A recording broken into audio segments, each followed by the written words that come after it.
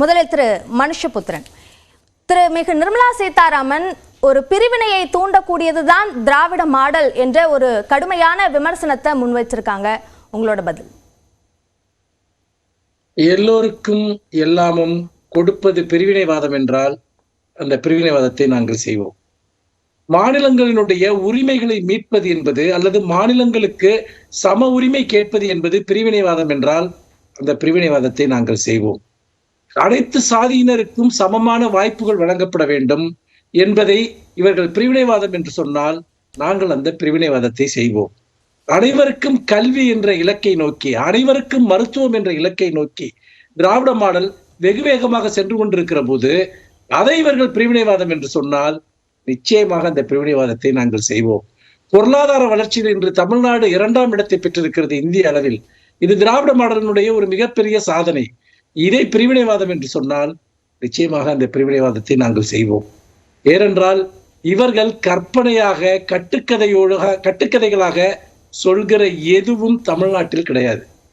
இன்றைக்கு நிர்மலா சீதாராமன் என்ன பேசுகிறார்? கட்டுக்கதைன்னு குறிப்பிடுங்க திரு மனுஷபுத்திரன். இப்ப உதாரணமாக தமிழ்நாட்டில் வன்முறையை அதிகரித்து விட்டது என்று சொல்கிறார்.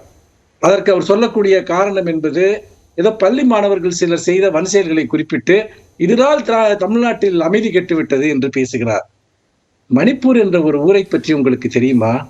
மணிப்பூரில் என்ன நடந்தது? எவ்வளவு இன்றைக்கு பெண்கள் பாலியல் பலாத்காரத்திற்கு ஆளாக்கப்பட்டார்கள், எவ்வளவு வீடுகள் எரிக்கப்பட்டன. அங்கு இருந்தது பாஜக ஆட்சி, ஒன்றியத்தில் இருந்ததும் பாஜக ஆட்சி. யார் வன்முறையை தூண்டுவது? டெல்லியில் இன்றைக்கு என்ன நடந்து கொண்டிருக்கிறது? ஒரு மிகப்பெரிய அளவிற்கு விவசாயிகள் போராட்டம் இதற்கு முன்பு பல மாதங்கள் நடந்தது, இப்பொழுதும் நடந்து கொண்டிருக்கிறது.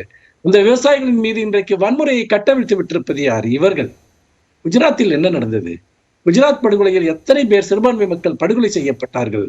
வன்முறை என்பது இவர்களுடைய தொழில், வன்முறை என்பது இவர்களுடைய அரசியல். நாங்கள் அதற்கு எதிரானவர்கள். இன்றைக்கு இந்த தேசத்தை இந்துக்கள் முஸ்லிம்கள் என்று இரண்டாக பிளப்பது, சிறுபான்மை பெரும்பான்மை என்று இரண்டாக பிளந்து கொண்டிருப்பது யார்? இவர்கள். நாங்கள் வேற்றுமையில் ஒற்றுமை என்பதைத்தான் தொடர்ந்து வலியுறுத்துகிறோம். இந்தியா பன்முகத்தன்மையோடு ஒன்றுபட்டு இருக்க வேண்டும் என்பதுதான் திராவிட முன்னேற்ற கழகத்தினுடைய கொள்கை. நாங்கள் உறவுக்கு கை கொடுப்போம், உரிமைக்கு குரல் கொடுப்போம் என்ற அடிப்படையில் தான் ஒன்றிய அரசோடும் மாநில அரசோடும் இருக்க வேண்டிய உறவை பற்றி நீண்ட காலமாக நாங்கள் பேசுகிறோம். இந்த இடத்துலதான் அதாவது ஒரு இந்து எதிர்ப்பு, சில சாதிகள் எதிர்ப்பு, இந்து எதிர்ப்பு, இந்த கோட்பாடுகளை தான் திராவிட மாடல் முன்னிறுத்துது அப்படின்ற விமர்சனத்தை நிர்மலா சீதாராமன் அதாவது இல்ல அது முக்கியமா நிர்மலா சீதாராமன் அவர்கள் தான் பிறந்த சாதியின் அடிப்படையில் அப்படி ஒரு கருத்தை அவர் வைத்திருந்தால் அது தவறானது. அதை அவர் திருத்திக் கொள்ள வேண்டும். ஏனென்றால் ஒரு குறிப்பிட்ட சிலருக்கு, இப்பொழுது உதாரணமாக இந்தியாவில் ஒரு காலத்தில், இந்தியாவில் அல்லது தமிழ்நாட்டில் எடுத்துக்கொள்ளுங்கள், ஒரு 90% மக்களுக்கு கல்வி கிடையாது. அவர்கள் எல்லாம் சாதியால் பிற்படுத்தப்பட்டவர்கள், ஒடுக்கப்பட்டவர்கள். அதே சமயத்தில் அரசு பணிகளில், அது நீதிபதி பதவியாக இருக்கலாம் அல்லது அரசு உயர் பதவிகளாக இருக்கலாம், அதில் இருந்தவர்கள் எல்லாம் நிர்மலா சீதாராமன் அவர்கள் குறிப்பிடுகிற அந்த குறிப்பிட்ட சாதியை சேர்ந்தவர்கள் 90% பேர் இருந்தார்கள். அப்படி என்று சொன்னால் காலமாக ஒரு குறிப்பிட்ட சாதிய அதிகாரத்தையும் ஒரு சமூக செல்வாக்கையும் வைத்துக்கொண்டு எல்லா வாய்ப்புகளையும் ஒரு மிக மிக ஒரு சிறிய அளவில் இருக்கக்கூடியவர்கள் வைத்துக் கொண்டிருக்கிற போது வாய்ப்புகளை எல்லோருக்கும் பகிர்ந்து கொடுப்பதற்காகத்தான் எல்லாருக்கும் எல்லாம் கொடுக்கிறோம் அப்படின்ற விஷயத்த அவங்க விமர்சிக்கல. அவங்க சொல்ற விஷயம் குறிப்பிட்ட ஒரு சாதியை நீங்க எதிர்க்கிறீங்க, அவர்களுக்கு எதிரான குறிப்பிட்ட மதத்தை விமர்சிக்கிறீங்க அப்படின்ற விஷயத்தை தான் அவங்க பிரிவினைவாதம் குறிப்பிடுறாங்க. அதாவது நான் 2 விஷயம் சொல்றேன். ஒரு குறிப்பிட்ட பிரிவினர் மட்டுமே எல்லா சலுகைகளையும் அனுமதிப்பதை சமூக நீதிக்கு எதிரானது என்று பேசினோம். அதற்காக அவர்களுடைய வாய்ப்புகள் என்ன மறுக்கப்பட்டன? அவர்கள் படிக்கவில்லையா? வேலைக்கு போகவில்லையா? அவர்கள் பதவிகளை பெறவில்லையா? அவர் பேசுவதில் ஏதாவது ஒரு லாஜிக் இருக்கிறதா? 2வது, திமுகவை இந்து மதத்திற்கு எதிரான கட்சி என்கிற பொய் பிரச்சாரத்தை இப்பொழுதல்ல, கிட்டத்தட்ட திமுக தோன்றிய காலத்திலிருந்து சொல்லிக் கொண்டிருக்கிறார்கள். ஆனால் பெரும்பான்மை இந்து மக்கள் தான் தொடர்ந்து திமுகவுக்கு வாக்களிக்கிறார்கள். தொடர்ந்து திமுகவை ஆட்சி கட்டிலில் ஒன்றியத்திலும் சரி இங்கும் சரி அமர்த்தியவர்கள் இங்க இருக்கக்கூடிய பெரும்பான்மை மக்கள். காரணம் என்னவென்றால் பெரும்பான்மையாக இருக்கக்கூடிய பிற்படுத்தப்பட்ட ஒடுக்கப்பட்ட சாதிகளைச் சேர்ந்த இந்துக்களுக்கு சமூக விடுதலையை, கல்வியை, பொருளாதார மேம்பாட்டை திமுக தான் கொண்டு வந்தது என்பது இங்கு பெரும்பான்மையாக இருக்கக்கூடிய இந்துக்களுக்கு தெரியும். பாஜக அவர்களுக்கு என்ன செய்தது? அல்லது ஒன்றியத்திலிருந்து அவர்கள் என்ன செய்தார்கள்? நாங்கள் செய்தோம், எல்லாவற்றையுமே இந்த அரசு செய்தது. அப்படி என்றால் இவர்கள் இந்துக்கள் என்று இன்றைக்கு நிர்மலா சீதாராமன் பேசுவது ஒரு குறிப்பிட்ட 2%, 3% இருப்பவர்களை மட்டும் மனதில் வைத்துக் கொண்டு பேசுகிறார். இடஒதுக்கீட்டினால் பயன்பெற்றவர்கள் யார்? அந்த பெரும்பான்மை மக்கள் எந்த சமூகத்தை சேர்ந்தவர்கள், எந்த மதத்தை சேர்ந்தவர்கள்? கல்வியால் பயன்பெற்றவர்கள் யார்? இன்றைக்கு தமிழ்நாட்டில் உயர்கல்விக்கு போகிறவர்களுடைய சதவீதம் 52% இருக்கிறது. பள்ளி படிப்பு முடிந்து நேஷனல் ஆவரேஜே 25, 26 தாண்ட முடியல அவங்களால. அப்போ இதனால எல்லாம் படித்தவர்கள் யார்? நிர்மலா சீதாராமன் வைத்த அந்த பிரிவினையை தூண்டுகிறது திராவிட மாடல் அப்படின்றது மிக கடுமையான ஒரு விமர்சனம். ஆனா அதற்கு பதிலாக முதலமைச்சர் மு க ஸ்டாலின் கொடுத்திருக்கக்கூடியது ஒரு சிறந்த நகைச்சுவை என்ற ஒரு விமர்சனம். அது சரியான ஒரு பதில் அப்படின்னு நீங்க பாக்குறீங்களா? இல்ல, நிச்சயமாக. அதாவது முதலமைச்சர் அவர்கள் மிகுந்த பெருந்தன்மையுடன் ஒரு கண்ணியமாக அதை குறிப்பிட்டிருக்கிறார். ஆனால் உண்மையிலேயே தாங்கள் பிரிவினவாத அமைப்பு என்று சொன்னால் பாஜக ஒரு பயங்கரவாத அமைப்பு, ஒரு பயங்கரவாத கட்சி, தேசத்தை பிளவுபடுத்துகிற ஒரு கட்சி. பயங்கரவாத அமைப்புன்னு சொல்றீங்க ஏனென்று கேட்டால் அவர்கள்தான் நாடு முழுக்க கலவரங்களை தூண்டுகிறார்கள், மத கலவரங்களை அவர்கள் தான் தூண்டுகிறார்கள், மத மோதல்களை அவர்கள் தான் பயங்கரவாதம் என்பது ஒரு பெரிய சொல், அது ஒரு பெரிய சொல். ஏன் அப்ப பிரிவினைவாதம்ங்கிறது பெரிய சொல் இல்லையா? அதற்கு எதிர்வினை ஆற்றிருக்கக்கூடிய என்ன விஷயமாக நீங்க அதற்கு எதிர்வினை ஆற்றீங்க அப்படின்னு தான் கேக்குறேன். அதற்கு பதிலாக பயங்கரவாதம் என்ற வார்த்தையை பயன்படுத்துறது சரியா? அவர் பிரிவினைவாதம்ங்கறத அவர் டிஃபைன் பண்ணாரா? முதல்ல நிர்மலா சீதாராமனை பிரிவினைவாதம்ங்கறத டிஃபைன் பண்ண சொல்லுங்க. அப்ப நான் பயங்கரவாதம்ங்கறத நான் டிஃபைன் பண்றேன். பாஜக என்ன பயங்கரவாதம் செஞ்சிருக்குன்னு. அதாவது பிரிவினைவாதம்ங்கிற ஒரு சொல்ல நீங்க போற போக்குல கடந்து போறீங்க. அவங்க போற போக்குல சொல்றாங்க. நான் என்ன கேட்கிறேன்னா அதை டிஃபைன் பண்ண சொல்லுங்க. அரசியல் சாசனப்படி நாங்கள் என்ன இந்திய அரசியல் சாசனத்துக்கு எதிராக செயல்பட்டு இருக்கிறோமா, அல்லது நாட்டுடைய தேச ஒற்றுமைக்கு எதிராக செயல்பட்டு இருக்கிறோமா, அல்லது இந்த நாட்டை காட்டிக் கொடுக்கிற வேலைகளில் நாங்கள் ஈடுபட்டு இருக்கிறோமா? அனைத்து மக்களையும் சமமாக நடத்த வேண்டும், அனைத்து வாய்ப்புகளையும் பகிர்ந்து கொடுக்க வேண்டும் என்று சொன்னால் அதன் அடிப்படையில் இன்னைக்கு பாத்தீங்கன்னா இந்த ஒரு இதெல்லாம் சொல்றாங்க அந்த அந்த அந்த தண்ணீர் தொட்டில மலம் கலக்கப்பட்ட சம்பவத்தை எல்லாம் மிக இழிவான கொடூரமான சம்பவம். அரசு வேங்கை வயல்ல அரசு நடவடிக்கை எடுத்து வருகிறது.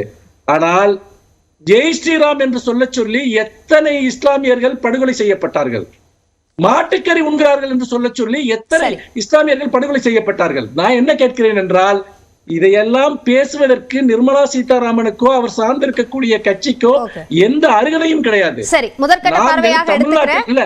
நாங்கள் தமிழ்நாட்டில் அனைவருக்குமான ஒரு அரசை, அனைத்து மக்களுக்குமான ஒரு அரசை, திராவிட இயக்கம் என்பது, திராவிட மாடல் என்பது ஏன் உங்களுக்கு பதட்டத்தை உண்டு பண்ணுதுன்னா, இவர்களுடைய இந்துத்துவ மாடல் தோல்வி அடைந்து விட்டது.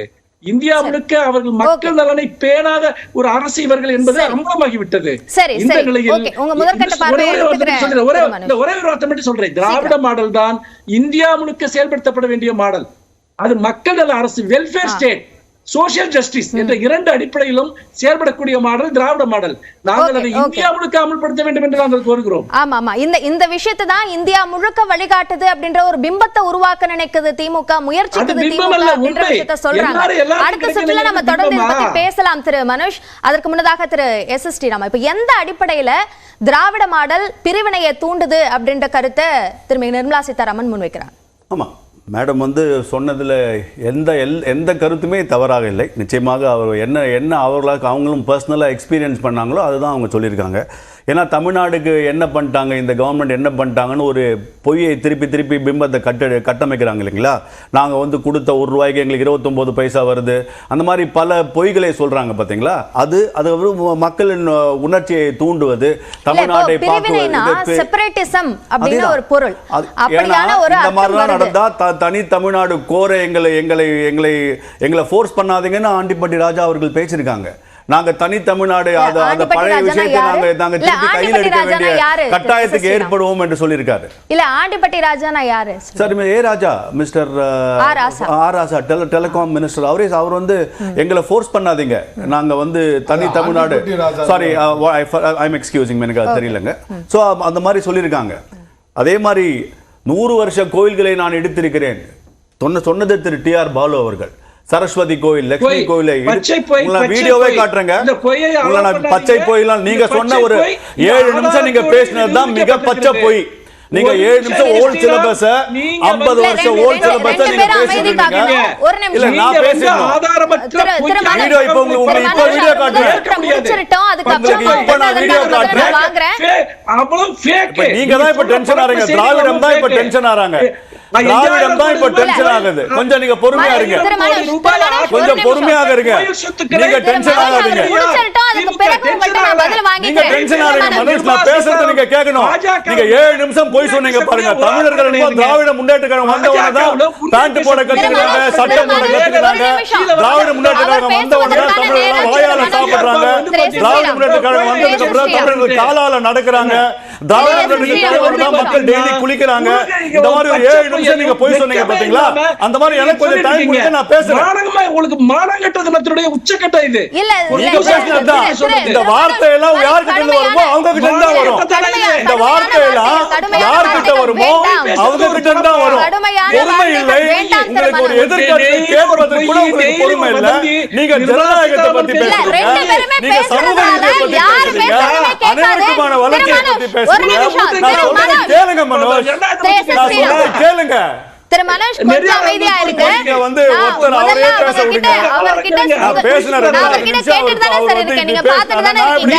நீங்க ரெண்டு பேரும் பேசுனா நான் பேசுறது எப்படி கேட்கும்? போய் இல்ல நாங்க உட்கார்ந்து கேட்கோம்ல. இவர் கேஸ்ல பச்சை போய் நாங்க இங்க உட்கார்ந்து கேக்குறோம்ல. நான் பேசுறதை அவர் கேட்க சொல்லுங்க. இல்ல எல்லாரும் கத்துனா யார் பேசுறத கேட்காது. நீங்க பேசுறது அரசியலா? புழுகு மூட்டைகளை வந்து உட்கார்றீங்க. நீங்க தான உட்கார்ந்து சொல்லிட்டே இருந்தீங்க. 7 நிமிஷமா நீங்க தான புழுகு மூட்டைய சொன்னீங்க. யார் நான் சொல்றதை கேட்டீங்க, நீங்க அப்புறம் சொல்லுங்க. துரத்தி அடிக்கறாங்களே மக்கள். நான் உங்க யாருன்னு பாத்துறோம். யாருன்னு பார்க்கலாம். கொஞ்சம் பொறுமையா இருங்க.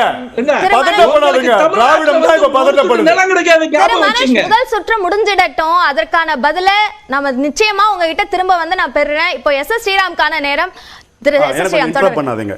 சோ தமிழ்நாடுக்கு என்ன பண்ணிருக்காரு பிரதமர்னா, இந்த 9 வருஷத்துல தமிழ்நாடு மத்திய அரசாங்கத்துக்கு கொடுத்த பணம் வந்து ஜிஎஸ்டி மூலமாக 6,23,713 கோடிங்க. மத்திய அரசாங்கம் இந்த 9 வருஷத்துல தமிழ்நாடு கொடுத்தது 6,96,666 கோடி. அப்படின்னா 72,553 கோடி எக்ஸ்ட்ரா இந்த 9 வருஷத்துல தமிழ்நாட்டுக்கு இந்த பிரதமர் கொடுத்திருக்காரு. 6,80,000 கோடி தமிழகத்தில் மக்களுக்கு வீடு கட்டி கொடுத்திருக்காரு. 57 லட்சம் டாய்லெட்ஸ் கட்டி கொடுத்திருக்காரு. 37 லட்சம் ஃப்ரீ கேஸ் கனெக்ஷன் தமிழக மக்களுக்கு கொடுத்திருக்காரு. 3,64,000 பேருக்கு ஃப்ரீ ரேஷன் 5 வருஷமா கொடுத்திருக்காரு. சுய உதவி ஒரு 30 லட்சம் பெண்களுக்கு அதனாலதான் நான் இப்ப கனெக்ட் பண்றேன். கொஞ்சம் இருங்க. பிரிவினைனா என்ன டெஃபினிஷன் அப்படின்றத கேட்டேன். நீங்க இந்த டேட்டா சொன்னா இந்த டேட்டா முக்கியம். ஆமா, இது எப்படி இந்த டேட்டா முக்கியம்? ஒண்ணுமே பண்ணல தமிழகத்துக்கு, ஒண்ணுமே பண்ணல. பணத்தை எடுத்துக்கொண்டு பணத்தை திருப்பி தர மாட்டேங்கிறாங்க. இதெல்லாம் தான் பிரிவினைவாதம். இந்து மதத்தை மட்டும் எதிர்ப்பது. ராமர் கோயில் இங்க அந்த செலிப்ரேஷனை அன்னைக்கு இங்க ஓரலாக தடுத்து விட்டு சுப்ரீம் கோர்ட்ல போய் அபிடவிட் கொடுத்திருக்காரு டிஜிபி. இனிஷியலா நாங்க வந்து இவ்வளவுதான் ஆரம்பிச்சோம், அதுக்கப்புறம் தடுத்து விட்டோம், அதுக்கப்புறம் தான் நாங்க சுப்ரீம் கோர்ட் ஆர்டருக்கு அப்புறம் தான் நாங்க திருப்பி அதை அலோவ் பண்ணோன்னு அபிடவிட் அங்க சப்மிட் பண்ணாங்க. இது நாங்கெல்லாம் வாயால சொல்லிடல, நாங்க மனுஷ புத்திர மாதிரி நாங்க இங்க உட்கார்ந்து போய் சொல்லல. சுப்ரீம் கோர்ட்ல கொடுத்த அபிடவிட் உங்களுக்கு சொல்றேன்.